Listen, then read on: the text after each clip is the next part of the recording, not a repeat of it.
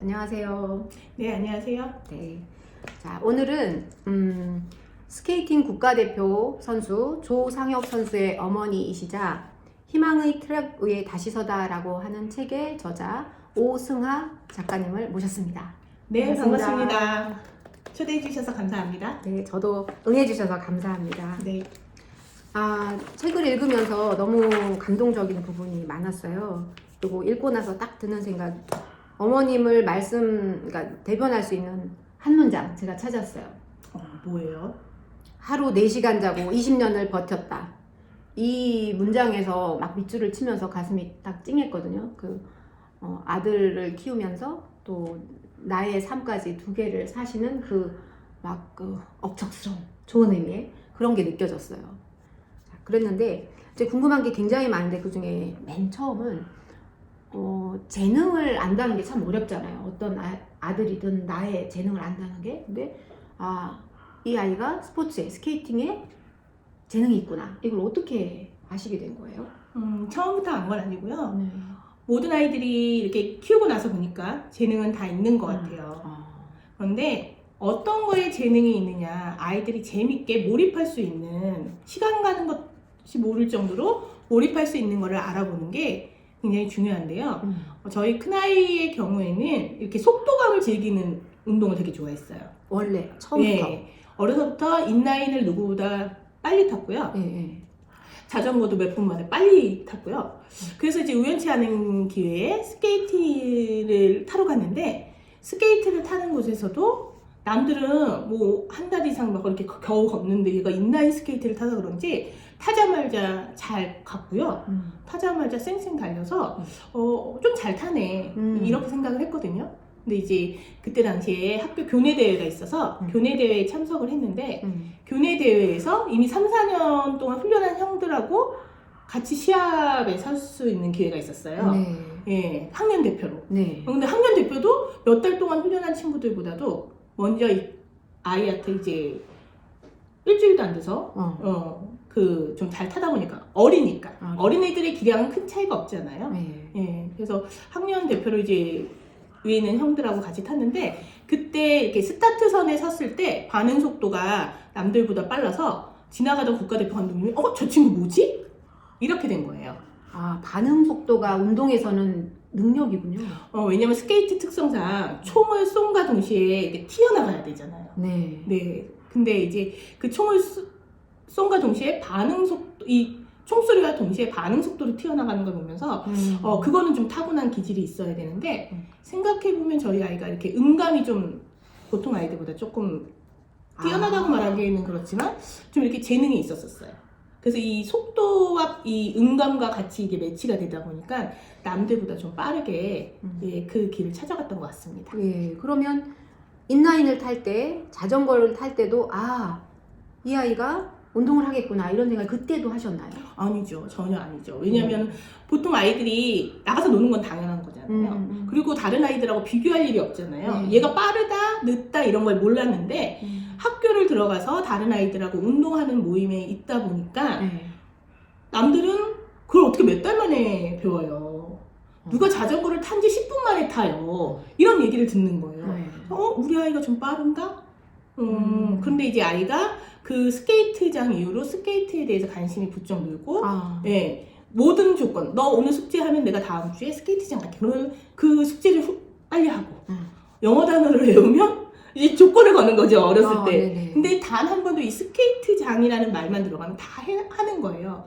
그래서 이제 재미가 있으니까 그 일을 하게 되었고, 재미있는 걸 매일 하다 보니까 운동선수가 됐고, 매일 하다 보니까 실력이 늘고, 실력이 늘다 보니까 가치가 생기고, 가치가 생기다 보니까 재능이 된 거죠. 그렇다면 스포츠 세계에서 성공을 할 때 재능도 있고 좋아하는 것도 있어야 되지만 그것만으로 부족하잖아요. 스포츠 선수로서 성공을 하는 데는 또 어떤 요소들이 필요한가요?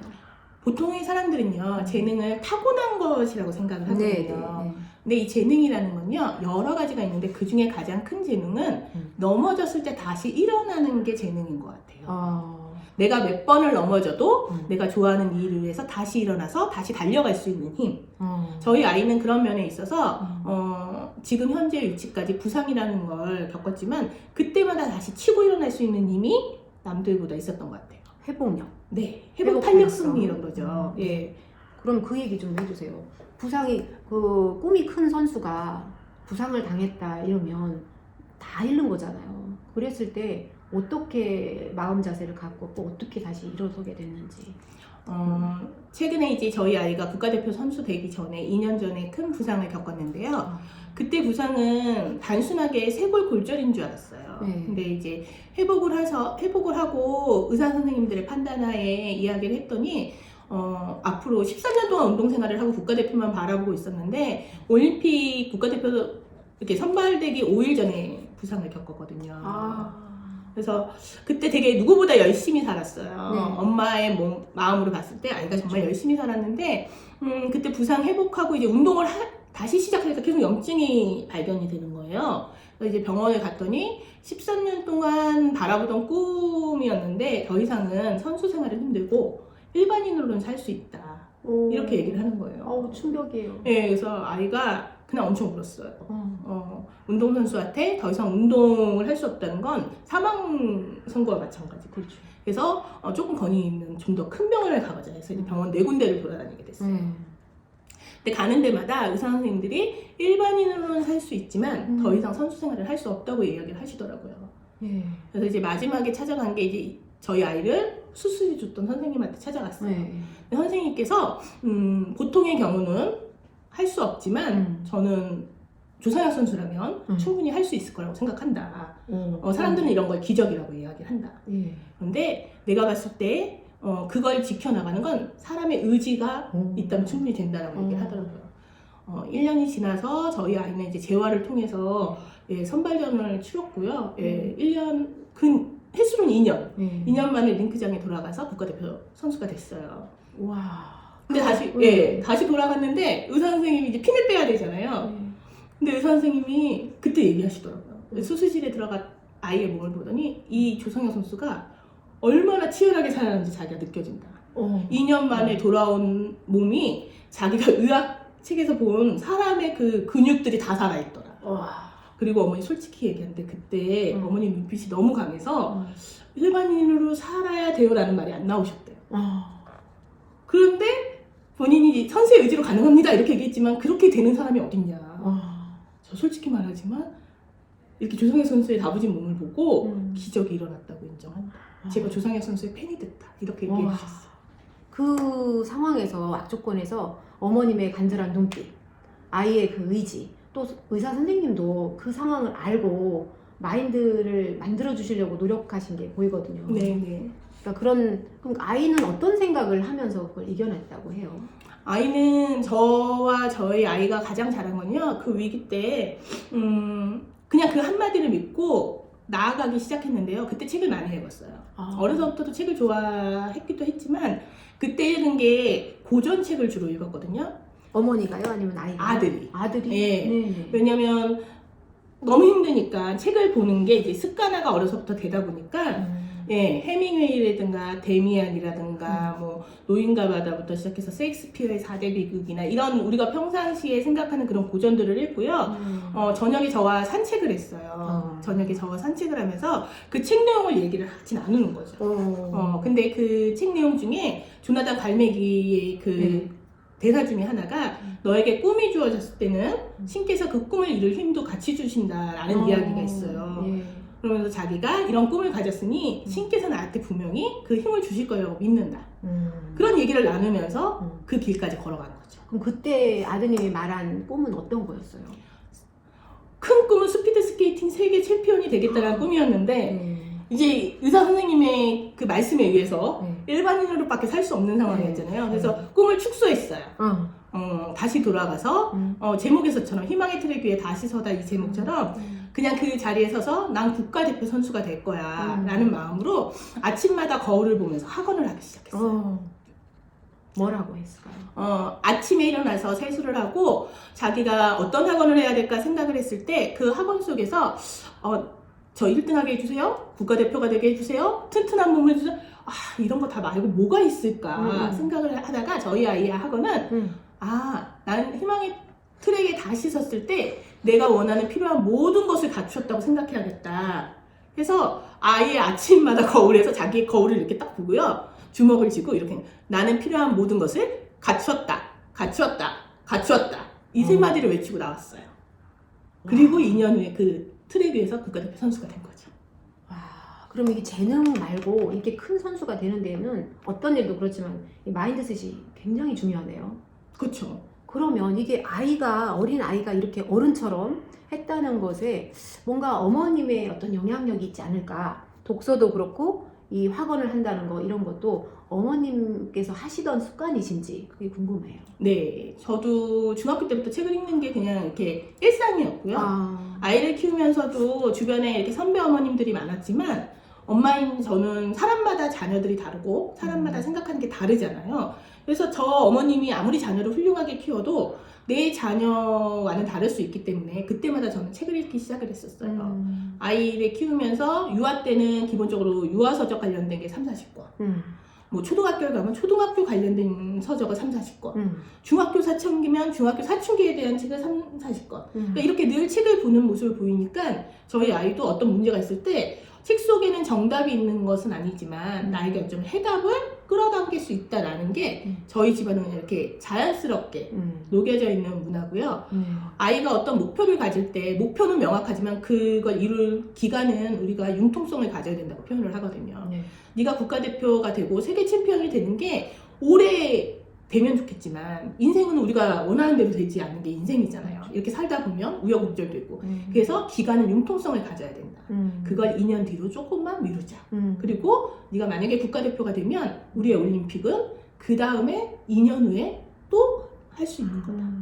어머님도 분명히 그 아프고 뭐 일반인으로 살아라 했을 때 무너지셨을 텐데 어머님은 뒤에서 어떻게 마음 조절을 하셨어요? 저 역시도 책을 좀 많이 봤고요. 책 속에 특히 끌어당김이나 시각화나 이런 부의식 그릇이라든가 아니면 이제 아이랑 저랑 제일 좋아하는 책이 놓치고 싶지 않은 나의 꿈 나의 인생. 네, 나폴레옹 힐의 책이에요. 그런 책의 영향을 저도 20대부터 받았고 저희 큰아이도 제 서재 안에서 그 책을 중학교 2학년 때부터 읽었기 때문에 예, 그런 마인드가 서로 대화 나누는데 편하게 잘 이끌어갈 수 있었어요. 보통은 의지력 하면 이제 독서를 성공하신 분들이 주장을 하지만 보통은 내 안에 있는 생각을 끌어모아서 의지를 내기가 일반적인데 그리고 또 아이를 기를 때도 내 아이니까 내가 잘한다. 내가 결정하는 것이 정답일 확률이 많다고 생각을 하거든요. 근데 어머니는 그렇게 생각하시지 않고 내 생각이 있음에도 불구하고 책을 끌어들이셨는데 그럼 내 생각대로 한 것과 책이 이끄는 것과는 어떻게 다른가요? 일단은 그거를 말하기 전에 아이를 하나의 인격체로 봐주는 게 굉장히 중요한 것 같아요. 얘가 어려서 내가 더 잘하라 이게 아니라 아이들은 어떤 면에 있어서 굉장히 창의적인 면이 어른보다 훨씬 낫잖아요. 그렇죠. 그리고 제가 자라온 환경하고 아이가 자라온 환경이 다르기 때문에 아이가 어떤 책을 읽었다 그러면 그 책을 가지고 저도 읽고 서로 그 생각이 다름을 갖다 이야기를 하는 거예요. 그러니까 어려서부터. 네네. 왜냐면 운동을 하러 픽업을 하면 그때 당시에 저희 아이가 초등학교 1학년 때 70권, 80권씩 책을 읽고 기록으로 남은 게 있거든요. 네. 그거를 초등학교 때 이미 다 만들어놨기 때문에 아이가 이렇게 책 읽고 얘기하는 거가 굉장히 편하게 다가올 수 있고요. 처음부터 저희 아이가 그런 건 아니고요.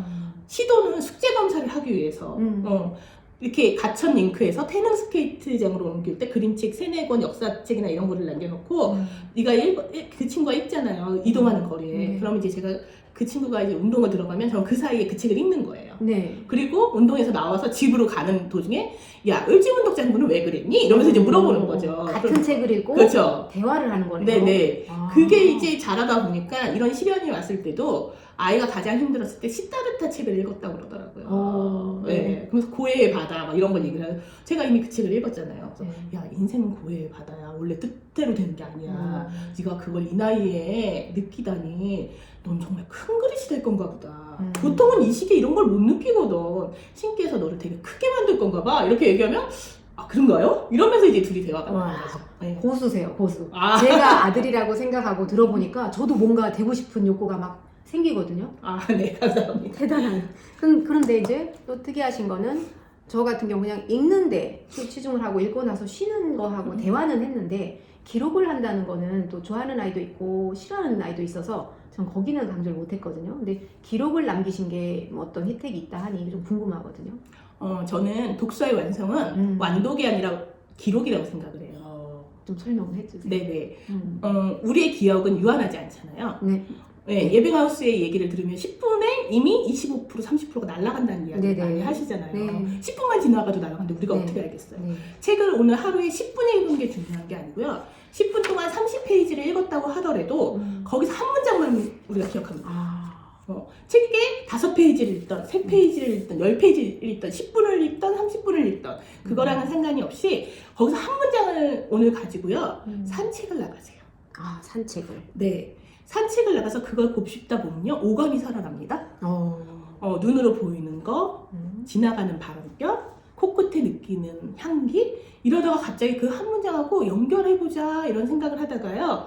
집에 와서 지금의 현재 저는 글을 남겨요. 예. 저희 아이도 그걸 어려서부터 이제 습관화가 돼서 오늘 그 책 한 권을 읽었어? 거기서 어떤 문장이 와닿니?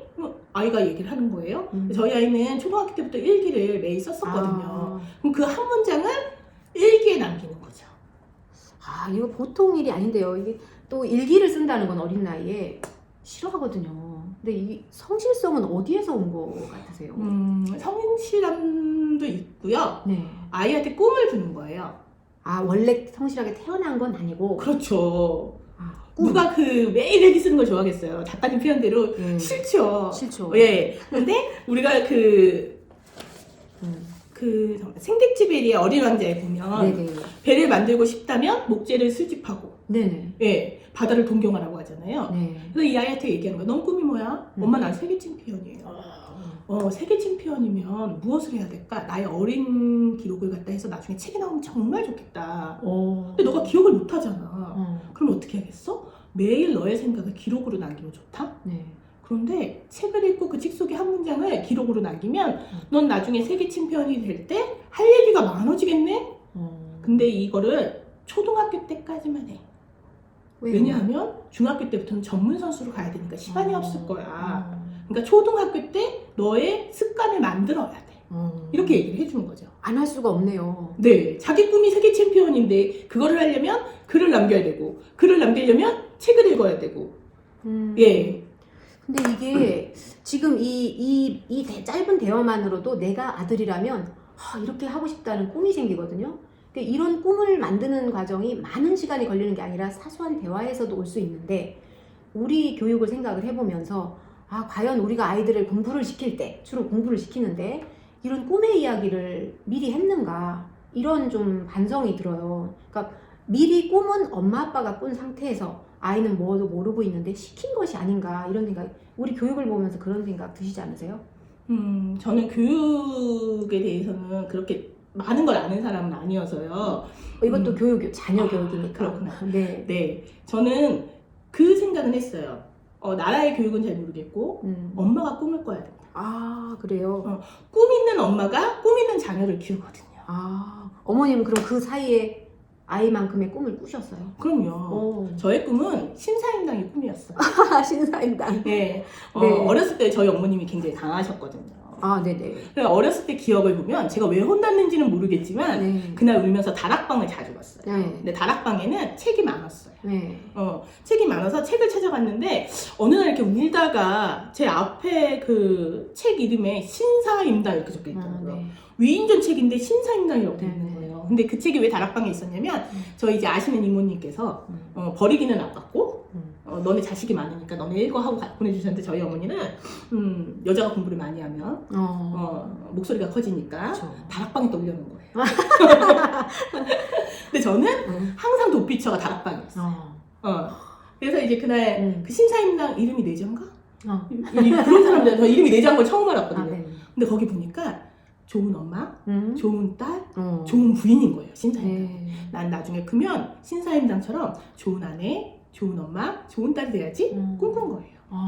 어머님의 이 해안이시지 않을까요? 꾸중하면 다락방으로 갈 것이다. 다락방에 있는 책이 있다. 네. 환경이 아주 네. 좋은 환경이지 않았을까?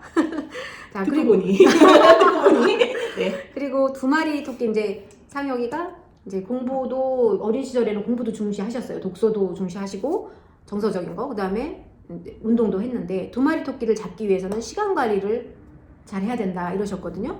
그랬을 때 우선순위들을 늘 정하고 행동했다. 우선순위는 어떻게 정하는 건가요? 예를 들면 저희 아이 같은 경우에는 공부하는 학생인 것이 먼저지만 장래의 꿈은 운동선수였잖아요. 그렇죠. 그렇기 때문에 이 아이가 갈 길은 운동선수가 우선인 거예요. 네. 그래서 우선순위는 운동에 항상 최적화시켰고요.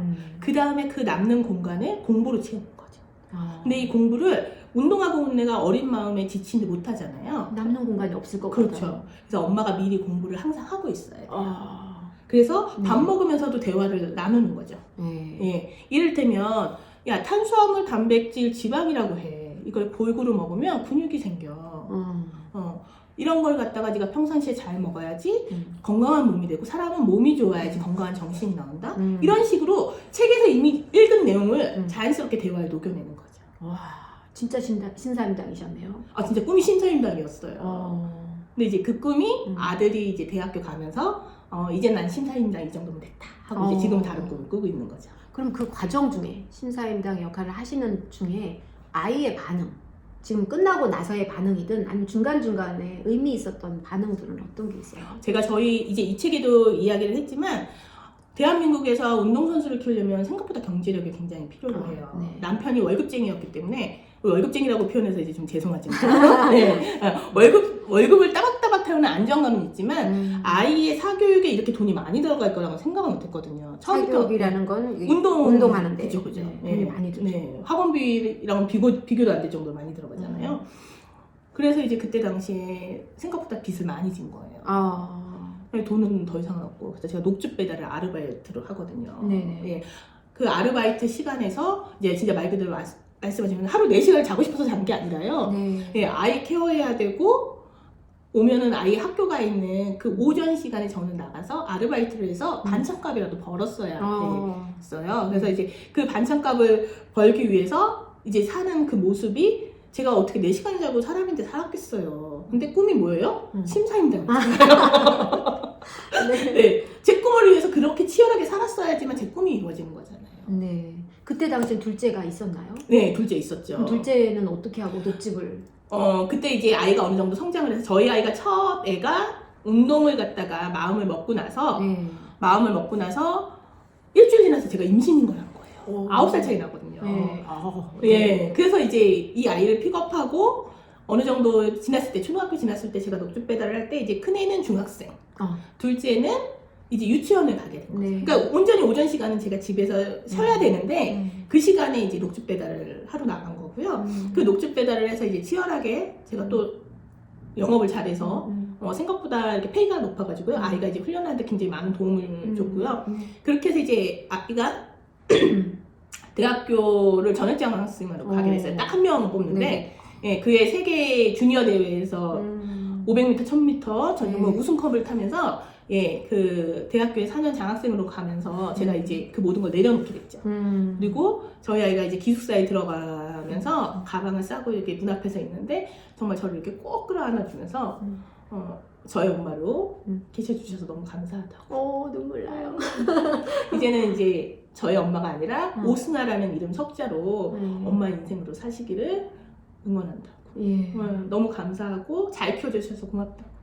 그래서 그 신사임당 꿈이 그날 이후로 이제 좀 됐다. 우리 둘째가 있지만 둘째 역시도 잘 크고 있고 자기 꿈을 향해서 가기 때문에 예, 그때부터는 이제 제2의 인생을 살아가고 있죠.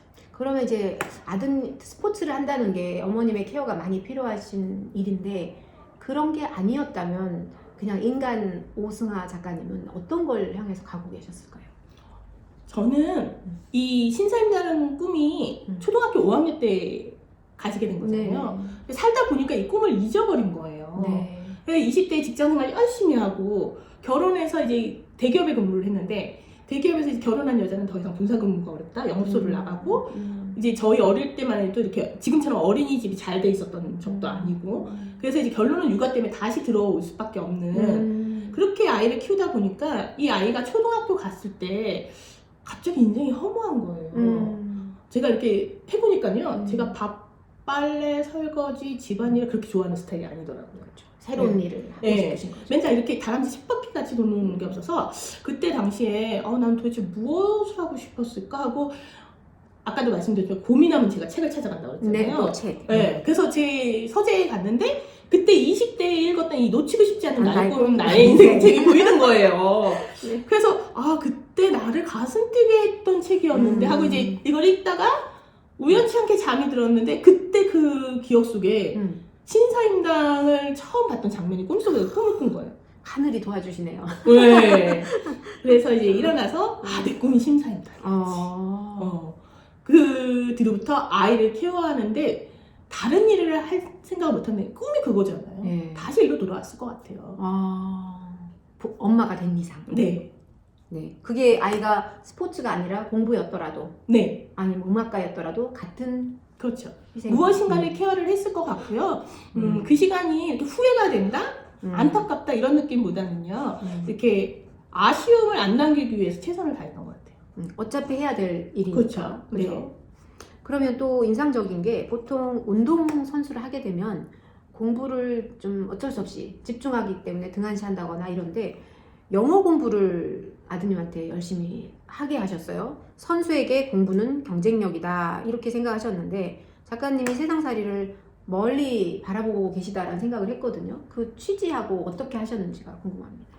보통 공부는 네. 전교 1등만 생각하진 않아요. 그냥 1등급, 2등급, 3등급 이렇게 할 수 있는 일이 다양하잖아요. 네네. 근데 운동은 1등만 기억을 해요. 맞아요. 2등이면 아쉽고요. 3등이면 그나마 다행이라고 얘기해요. 운동은 1, 2, 3만 기억을 해요. 그죠? 네. 그렇기 때문에 이 운동은 정말 치열하게 해야 되거든요. 더 무서운 건 공부는 학교 가서 시험을 치고 그 결과가 한 달 후에나 이렇게 오지만 이 운동은 그 사이에 마음 조절을 하잖아요. 운동은요 내 눈앞에서 바로 1, 2, 3등이 보여요. 막 떨리죠. 막. 네. 그래서 부모들도 이 감정 컨트롤 굉장히 안 되거든요. 어려울 것 같아요. 네.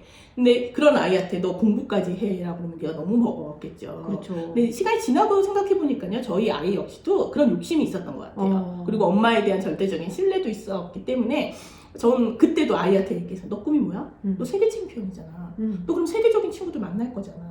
엄마는 영어 못해. 제 영어 못하거든요. 네. 예. 그런데 엄마는 영어를 못해도 여기서 콩나물 살 수 있어. 두부 살 수 있어. 그럼 너는 세계 대회 나가면 햄버거 먹고 싶은데 너 영어 못하면 굶어야 된다? 어떻게 해야 되겠어? 영어 공부해야 되지. 근데 학원 갈 시간이 없어. 운동하러 가니까. 그럼 어떻게 하겠어? 매일 아침 6시에 일어나서 7시까지 영어 비디오 봐. 모든 얘기는 들으면 나오게 되어 있어. 나오면 쓰게 되어 있어. 그러니 아침마다 너는 일어나서 비가 오나 눈이 오나 365일 초등학교 1학년부터 6학년까지 넌 영어 비디오를 1시간씩 봐. 자막을 가리고 봐. 완전 스포츠 하듯이 하드 트레이닝. 네. 근데 얘가 말을 안 들으면 스케이트를 안 시킬까봐 그걸 지켜줬어요. 그 뒷면에는 팽팽하게 그 트레이드가 있군요. 네. 남자아이들은 그런 것도 통하는 것 같아요. 그죠. 남자아이여서 통할 수도 있어요. 뭘 하고 싶으면 이걸 해라 하면 이 하고 싶은 것 때문에 하는. 그죠. 그런 부분이 있었는데 고수신 게 엄마가 꿈꿔서 아이가 꿈 있는 것도 있지만 영어 공부는 내가 안 하는데도 아이는 할 수 있도록 하는 그 놀라운 그 조종법. 그런가요? 심리? 네. 엄청난 누가 그러니까 작가님을 엄마로 둔 아들이 있으면 꼭 해야 될 것 같은 네. 그런 놀라운 면인데 그 책에서 나온 건지 모르겠다는 생각이 듭니다.